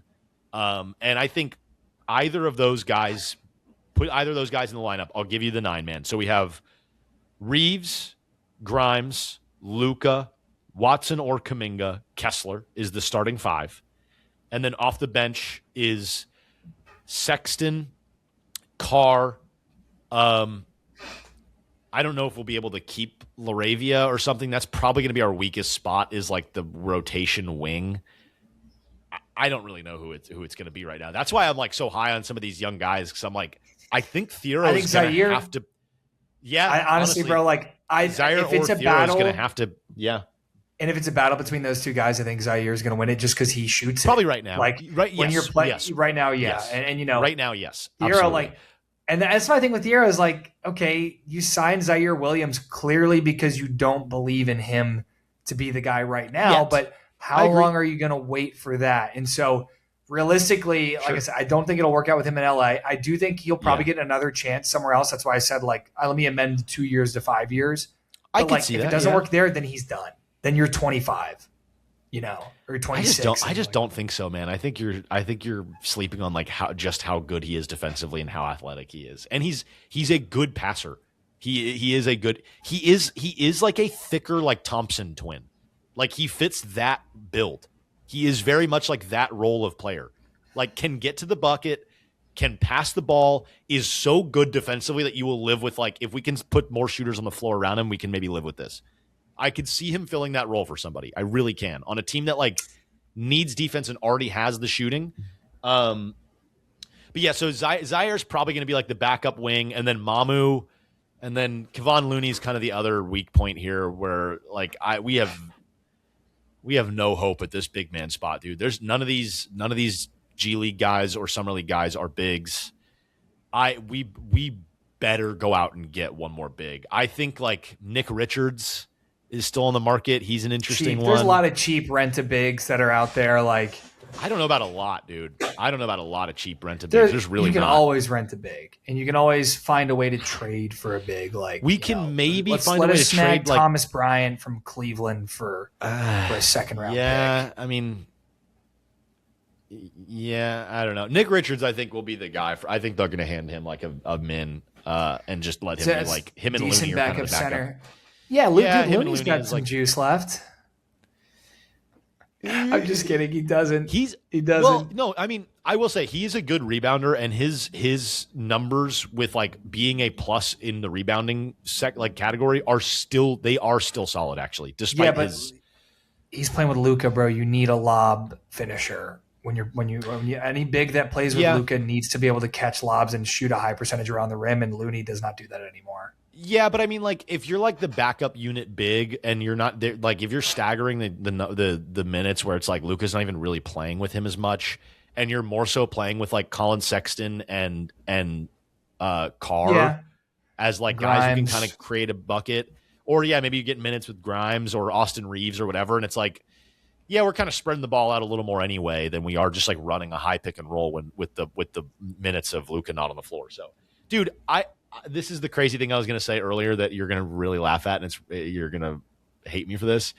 If we get Peyton Watson, we're the third best team in the West, and we're a top 5 team in the league. If we get Kuminga, I think it's a little bit more of a toss up, and we're still top 5 in the West and probably top 8 in the league. But if we get Peyton Watson, we are very, very, very close to OKC in talent wise. Very close. Talent wise, I and don't necessarily disagree. And fit wise. However, I do think that the fit needs a little more work. Like, dude, think about when the Mavs like went to the finals and what we had around Luka, we had two of everything that we needed one of. It was perfect. And we were still the 4 seed. We're in not the like West. far off from that though. We're Yeah, not like but far I'm off from saying having like depth we were at the every spot that we 4 need. seed in the West, and we had Kyrie Sure. Irving on the team too.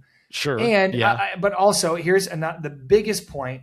Take that for what it is. Take it with a grain of salt. But something that I think you can't take with a grain of salt is anytime you put a bunch of new pieces together. Like this is a team of a lot of new faces.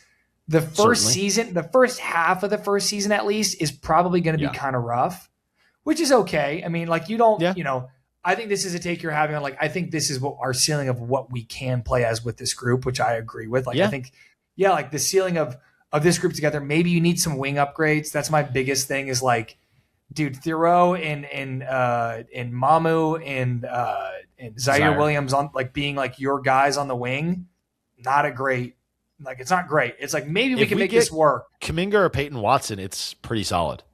Kuminga, I don't like Kuminga on this team. I think Kuminga and Luka together is oil and water. I think Peyton Watson fits perfectly. Kuminga wants to dribble for 20 seconds and shoot fadeaways, bro. That's why I'm saying the ceiling lowers with Kuminga versus Peyton Watson. And I don't think if I'm y'all, I don't want Kuminga. I don't. I do just as like this is the option left and we need a guy who can play both ends. That's the most Lakers brain thing that you could say there is, well, this is what we could get. Let's just go get him. No. Sit on what you have. The Laker brain is like, we always need to go get the shiny object. Whatever shiny object out there is ours. This is not a shiny object. This is our other option is starting Vando and Jake LaRavia or something at wing. I would rather start Kuminga. Then do it. No. Why do you need Kuminga to play with Luka? Because he's a better. You're talking about Thiero. You're like I do Thiero. Like he doesn't need to shoot the 3 ball because I mean he's going to be playing with Luka and Austin Reeves. Okay, then where's Kuminga's shots going to come from in that starting lineup? Kuminga's a better shooter than like the guys we've named right now. He's a better shooter than any of the wings we have on the roster. But is he better than Reeves and Luka? You would rather have him dribbling around for 20 seconds in the shot clock and taking fadeaways than Luka or Austin Reeves with the ball. No, but we need a wing defender that can play both ends.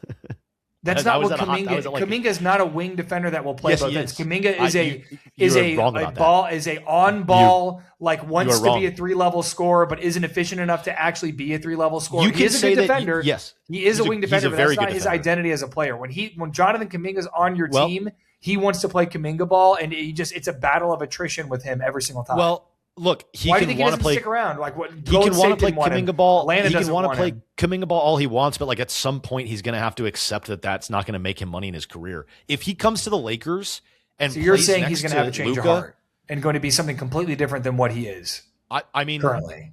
I mean, yeah. Okay. I think that that's fair, think that players can change, and I think that coming to the Lakers, where the lights are super bright, where you get tons of exposure, and being a guy who is like, I can play both ends. I can defend the other team's best player. I can come down and accept a role of being maybe the 3rd scorer on the roster, 3rd or 4th with Quentin Grimes. That's the type of guy who's getting paid. And this, by the way, leads directly into your take that you've been so high on recently that I agree with, that stars in their role get paid more and are more valuable than just Jonathan stars. Kuminga is not a star in his role. Jonathan Kuminga wants to be a star. Kuminga could be a star in his role if he accepts that role. He is that good at playing both ends. You're going to pay him to bet on him completely changing? Yes. I don't think you pay a guy. We don't have any other options. If we don't land Peyton Watson, that's our only other option. You run LaRavia, Zaire, and Thoreau or whatever. Disagree. I don't think that's... If it's not working, then you look to make a trade at the deadline. Yeah, but who? Who's coughing up a wing and who's going to have the salary to take on? Like, this is what we have left. It'd be better than to be locked into a long-term deal with an inefficient guy who wants the ball in his hands when you already have 2 guys on your team that are way better than him at it. It probably won't be a super long-term deal. It's probably going to be a 2-year deal for like $30 million or something like that. It's not going to be a super crazy deal. It's probably going to be like a player team option 2nd year. And this is going to be the same thing we gave Ayton, which is like the league has soured on you. Your value is low because you have a bad mentality. You can come here and change the trajectory of your career by accepting a role. That's what we're offering you. And yeah, I do think that guys will come take that. And Ayton did do that last year. It took some time. He was annoying at first, and then second half of the year, DeAndre Ayton was like, you know what? I actually am Clint Capella. Let me accept that role. And he was our second best player in the series against the Rockets. So I do think players can come here. I think JJ's the right coach for that. And I mean, would rather have I just don't think 6'8" Jonathan Kuminga who can guard the other team's best wing, which we don't really have a guy who can do that and shoot threes right now. We don't have that, and he can do that. But I'm with the you. assumption that you're saying that he can change, or that you want him to not be who he is currently, then I'm like, yeah, I guess it could work, but sure. I don't know if I want to pay a guy $50 million a year to see what he could be. We're not paying him $50 million. You said 15? I said 15. 15 is a totally reasonable contract in today's NBA to be like, hey, prove it. My cat just flashed his butthole to the world. I see that, yeah. Especially with like a guy who, like, the league has soured on this guy. And yeah, I mean, I just think there's a reason why nobody wants him. And like, to me, that's like, you know what, I'm good. I think good GMs would just be like, we don't need that. Let's focus on the guys that we have. I think the number one option is still Peyton Watson. Like, don't get me wrong, that is still the guy that I want. I'm just saying, like, if we can't land Peyton Watson, Kuminga does fit the role that we need, and we are desperate for wing help. He could fit the role that you need. No, he does. His player profile does fit the role that we need. It's just whether or not he's willing to like continue to accept that over the course of a season. But he did play that role. Like he has the tools to play that role. He's never played that role before. Yes, he did. Even for all his antics at Golden State and in Atlanta, like he still did at times have to play that role. As much as he wanted to be something else, he still did play that role for stretches, and he was great at it. The numbers all point to him being awesome at that. I disagree. Well, I guess we'll see, because it looks like that's our most likely option. I don't think we're going to be able to get Peyton Watson. If the Lakers end up with Kuminga and it blows up in your face, I just want you to know that I will be nice about it to you. Okay. I want you to know that if Kuminga accepts the role and he's awesome at it, he's a star in his role, I will not be nice about it. I will absolutely. Big surprise. I will absolutely victory lap it and rub it in your face. Go ahead. It's fine with me. But I'm proud of you for taking the high road, and I wish I could do that, but I can't. I'm too petty, and it's okay. I'm too petty and I'm too competitive, and I just will be an asshole about it. Crazy what can happen when you have Christ in your heart, and how different you look from the rest of the world. So, no, I mean, honestly, I'd like to see the Lakers be good this year. I think the NBA is more fun when the Lakers are good. I still like Luka. Yeah. You know.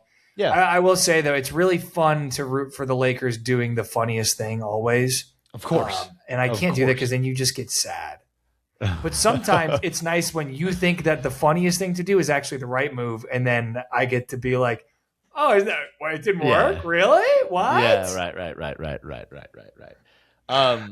This is the most optimistic I've been about the Lakers in a long time. Yeah, moved off Bron. I think we have a clear direction. I think as much as we like maybe overpaid a little bit for Mamu and Quentin and some of these guys, like I get why we had to do it, and I like the fit of the roster so far as long as we can land another wing. And you know, I think this is also the first time in a long time all the guys that are here want to be here playing for the Lakers and understand that they are coming here playing next to Luka. They signed contracts, they picked the Los Angeles Lakers with Luka Doncic, and they did that on purpose. And I think that's just going to be such a huge difference from last year of being like half the guys are from the LeBron AD regime, half the guys are like Luka guys or whatever. And I just think this is going to be the most the team is on the same page. And I just think that matters so much as like advanced statistics and metrics and stuff matter, and all of the numbers and the math about basketball matter. The health of your locker room and having guys on the same page matters equally as much. It's so important. So I'm excited, man. This is the most excited I've been about the Lakers in a long time. I'm also excited about your Mavs, man. I'm high on your Mavs. I think you guys are going to exceed expectations. First-year head coach is the only thing that worries me. That'll be tough, but hey, the Spurs have been good with a young new head coach. The Thunder did it with a young new head coach. He got a few years into, and I don't know. I'm skeptical of the college to NBA thing. First-year head coach, also first-year college to NBA head coach, and I'm just like, Yeah. I mean, look, anything's better than former cerebral, like high level processor point guard turned NBA coach because those guys Right. always fucking suck. They always suck. They're not good. They're just bad Right. coaches every single time. Yeah. Can you name a good like NBA coach that was like a former like heady point guard? Like a like true like high level read, like table setter, sees the game perfectly. Not not off the top of my head in terms of like starting head. Maybe like Ty Lue. I don't know if he was like a heady point guard. He was more of just No, like he was like a good decision maker. I mean, I guess yeah, you'd have to like sit in the weeds of like what we're defining as like heady yeah, it's point true. guard, I suppose. Yeah. I don't care. But I don't care that Ty much Lue's about probably it. Ty Lue's probably the best example of like a really successful, like former cerebral point guard head coach. Yeah, outside of that, I don't know. I don't know if there's a ton. There's probably not a ton. I would have to go back through the decades of coaches and stuff. I'm bad with coaches. I've always been bad with coaches. I'm always terrible. I'm not bad with I'm actually. You know what I'm really bad at, and that like the new game like starting five. Have you seen that? It's kind of like the new like 82-0 type deal. I realize I don't know numbers.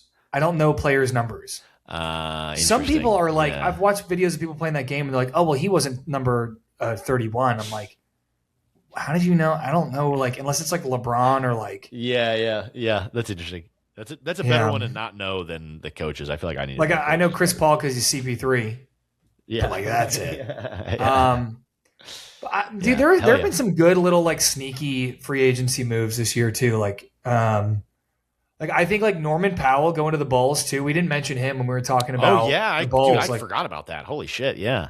I mean, great pickup. Caleb Wilson, Buzelis, Giddey, and then you got Norman Powell, just like a Gatling gun of a shooter and a scorer. The Pistons lost guys. Like they lost Tobias Harris. They lost worse. Beef Stew. Pistons but dude, they added John Collins, Isaiah Joe, Gary Harris, Torian Prince, and kept Kevin Huerter, and then you add Ibuka Okori there. Like, I think, I guess, you know, what's going to happen with Duren? Who knows? Yeah, I guess that's where I'm at right now. Like, yes, they sort of filled the roles they were missing, but like they got worse in terms of like if Duren doesn't stay, then they got worse. Yeah, the team fit is a little bit different. I don't know who can even pay him at this point. I don't think anyone wants to. That's what we're seeing. That's like this is a part of this shift of like everyone wanting to get off these max contract from guys that aren't like top 10 players in the NBA. Yeah. Charlotte's like, we don't want to pay LaMelo this much. Yeah. Here, someone else take him. We don't want him on that contract. And so Detroit's like, we don't want to have to trade you in 2 years because your contract sucks because you're good, but you're averaging 22 a game, like 22 and 10, and like we can't win because like you're on a max contract averaging 22 and 10. Yeah. Yeah, they're just kind of missing now, like the wings and the fours. They're kind of in a similar spot that we are. Like they have good guard play, and but you know, Torian Prince, John Collins though, like I forgot they got John Collins. Actually, John Collins fills the Tobias Harris role differently. Like great pickup for them. Yeah, I forgot about that. Okay, he's very different, but he does fill the role. I'll walk back. They didn't get like too much worse. But I don't think they'll be like the number 1 seed again. Now that like the Pacers are coming back, Phillies looks this good. Like if LeBron goes to Cleveland, I think that'll be interesting. So yeah, I don't know. I'm excited for the season. I'm excited for the Lakers for the first time in a long time. I'm hesitantly optimistic about the Lakers. So we'll kind of see where this all goes. But fun stuff. Summer League's been fun, and we'll see. I'm traveling the next 2 weeks, so you guys probably won't see me much in these next 2 episodes. I don't know. We'll have to figure that out. But I know we haven't. You mentioned it. You're like, this is going to be tough to record for the next 2 weeks. So yeah, we'll figure something out. Yeah, I'm looking at everyone's been talking about Philly this, Philly that. Philly's going to be awesome. Yeah, bro. They have 2 centers on their team, and one of them's name is Joel Embiid. Yeah, and the other guy is Ariel Hukporti. Hukporti actually looked decent, solid, but I mean, how different is he from? I mean, not like obviously very different games, but how overall, like what he contributes, how different is he from Adem Bona? And we all know that didn't look too good. Right. And then Embiid is going to play 20 games this year, so right, yeah. But their guards are awesome. I mean, my goodness. Yeah. And I think Jaylen Brown's going to be cool there. I think he'll have a nice season there. Yeah, Anthony Simons too, by the way, is in Philly. Yeah. Like, they have an interesting mix of players. Yeah. This Philly is truly the ISO gang team. Yeah. Like, this is going to be Yeah, ISO gang all season, and it's got it's gonna be freaking awesome. Edgecombe, Maxey, Phylon, Jaylen Brown, Anthony Simons, just like your turn, my turn. Just yes. Yep. it's gonna be sick. All right, I'm gonna go catch this second half of this World Cup. game. Yeah. No, I didn't even talk any World Cup. Wow, interesting. It's a little free agency summer league pod.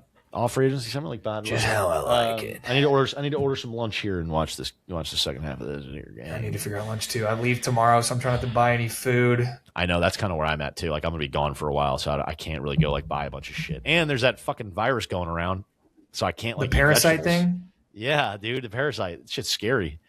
You can think I don't want to eat any vegetables. Huh? Oh yeah, I'm good there. I already don't. Yeah, I'm good. I don't do vegetables. All right. I'm a carnivore. Hey, all right, man. Good pod. Love you guys. Thank you for listening, everyone. Yeah, thank you guys. Thank you for people in the chat. Thank you for people listening on Spotify, listening or watching on YouTube. Yes. And shout out everyone listening in Vietnam, because we had like one episode get like 1,000 listens from Vietnam. True. One time. Shout out Vietnam. All right. Yeah. Goodbye. All right. Goodbye.